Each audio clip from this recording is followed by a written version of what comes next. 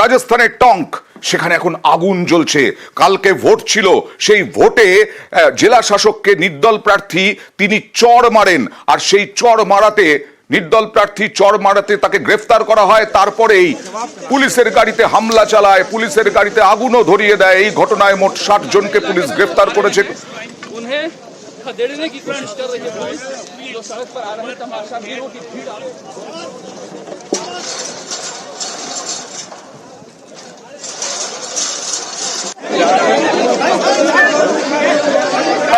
কথা বলবো প্রতিনিধি মৈত্রীর সঙ্গে। মৈত্রী, নরেশ মিনা কতটা প্রভাবশালী যে তাকে গ্রেফতার করা হয়েছে বলে এই রকম আগুন জ্বললো?